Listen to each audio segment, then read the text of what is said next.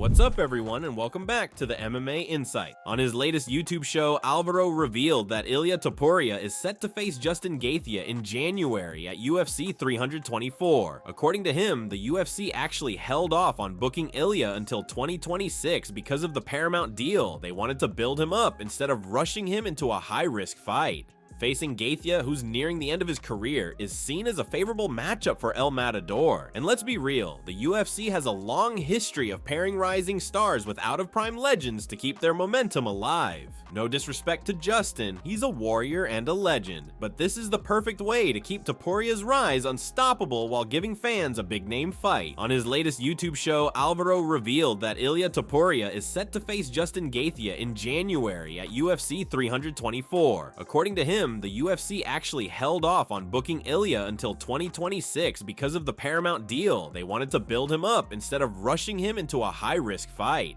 Facing Gaethje, who's nearing the end of his career, is seen as a favorable matchup for El Matador. And let's be real, the UFC has a long history of pairing rising stars with out-of-prime legends to keep their momentum alive. No disrespect to Justin, he's a warrior and a legend, but this is the perfect way to keep Topuria's rise unstoppable while giving fans a big-name fight. Elegido va a ser Justin Gaethje.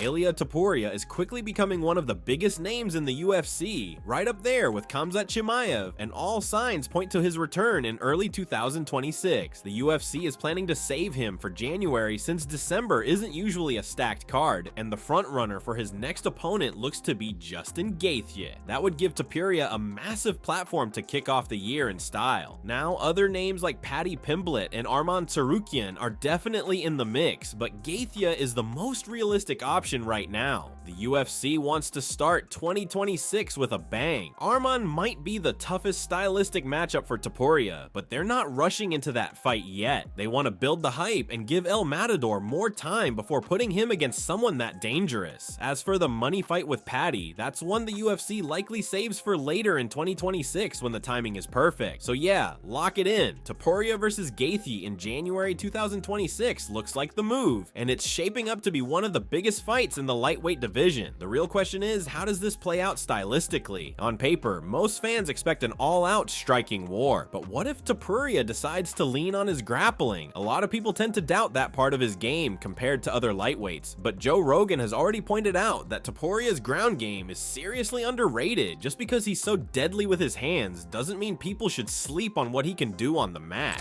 When people see a guy who can strike like you do, they kind of forget about the ground game. You know, they forget that your ground game is very elite too, you know, which is really interesting because you tend to put people in categories of danger, but with you, it's all danger. Like you have a very well balanced game, you know, which is unusual. Dana White just dropped a big update about the long-rumored White House event, and it's not exactly what fans were expecting. Originally, the plan was for it to happen in July, right around Independence Day, and the hype was crazy because people thought July 4th falling on a Friday would be perfect. But listen to this, Dana said it's actually going to happen in June instead, and that's not all. He explained the reason behind the change. It's more likely to be June than July. The president wanted to do it July 4th. The president didn't realize how stacked his schedule is on July 4th. He's in like, you know, he's going to be in like 3 different states that day. So looking more like June. Just weeks after Khamzat Chimaev claimed the middleweight belt, the division is already buzzing with debates about who's next. According to former champ Kamaru Usman, it's Nasruddin Imavov who's earned the shot. But here's the twist, not everyone agrees. Henry Cejudo fired back right away, saying the UFC could just as easily go in another direction. And that's where things get interesting. A lot of fans weren't blown away by Imavov's performance against Caio Borralho, but the fact is, he's been building a solid win streak. In his own words, he's done everything needed to secure this chance. Imavov himself sounds completely confident that the next title shot belongs to him. But here's the reality, 185 is stacked and timing is everything. Renier de Ridder and Anthony Fluffy Hernandez are headlining in Vancouver soon, and if either of them delivers a flashy dominant win, that could change the entire picture. One big performance, especially in a main event, might be enough to leapfrog Imavov and snatch that shot away. So while Imavov feels it's locked in, the truth is none nothing's guaranteed, and that's what makes this debate so compelling. Let's check out exactly what Kamaru and Henry had to say about it on their latest pound for pound episode. Who right now in that middleweight division you would say deserves a title shot more than Nasruddin Imava? You're right. You're right. But remember what we always say all the time: the UFC will always have something up their sleeve. RDR, or the winner of RDR, and these guys, they put on a performance where you can slide in Kush. We see it in the past. You are wrong.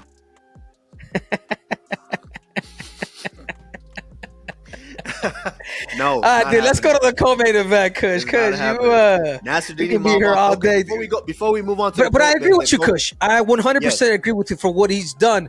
But this isn't the Olympics, Kamaru. What I'm saying is he can easily get skipped from a good performance from RDR or the Fluff Dog. 100%.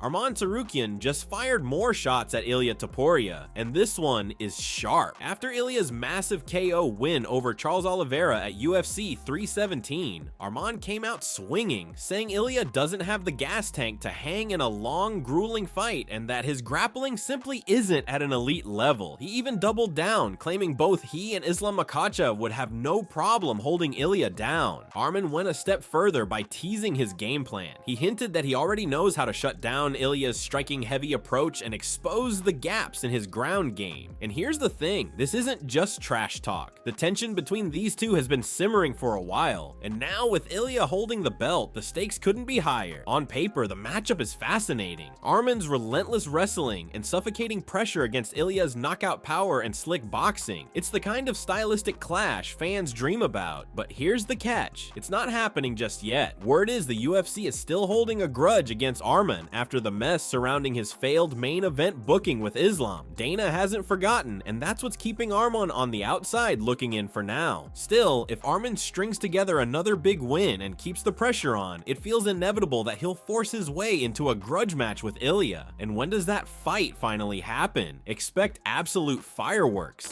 Here's what Arman had to say. He's a very good boxer, hits extremely hard, really heavy punches, and he's patient. He doesn't rush. He waits for his moment, doesn't force things. That's a very strong quality, and not many athletes have that. Even if he takes a shot, he doesn't panic. You know, he stays calm, moves with precision. He has a high fight IQ. Those are his strongest traits. His weaknesses, it's the clinch, specifically in the clinch exchanges. He starts to gas out. That's where I'll need to focus to take away that power of his. He hasn't faced strong wrestlers. There was only one guy, Bryce Mitchell. He's the only one who took him down and held him there. But even he isn't a high-level fighter, so I can't fully judge his grappling off that. But I know that guys like Islam, like myself, those kinds of wrestlers can take him down and control him without much trouble. Arman Tsarukyan is expected to face Dan Hooker by the end of the year, with Ali Abdulaziz confirming that's the most likely matchup in his latest appearance. With these fights shaping up, the lightweight picture is finally starting to come together, and fans are getting a clearer look at how the division's top contenders are lining up for some serious fireworks.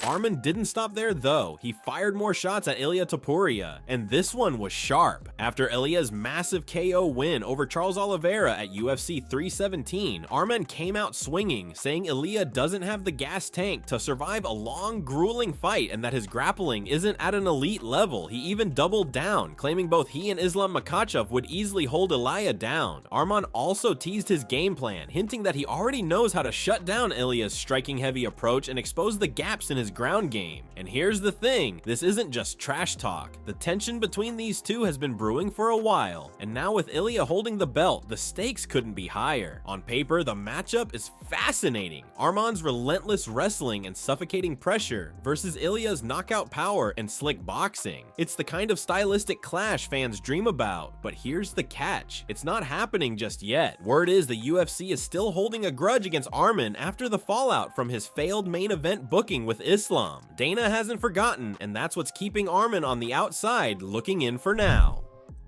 And And that's going to wrap it up for the news. Thanks for watching. For daily MMA news and content, subscribe to MMA Analysts and click the bell icon to be notified when we post videos. Here are the 3 top comments from last video. The first one from Chris Breeze 8875. People need to stop talking about the Raja situation already. It's f***ing annoying if he hasn't been locked up. Chances are he isn't. The second one from Robert Jones 9275 says, I'm gonna talk about Conor. Glad he's sober and doing something patriotic. Hope he wins. And the last one is from Sigmon M3P says, Conor would have won being president if it was 2016 or 2017, but he's a complete joke now. Those were the top comments from last video. If you want to be featured in the next one, all you have to do is comment down below. And if you missed yesterday's news, click the video on screen right now to get caught up. See you in the next video.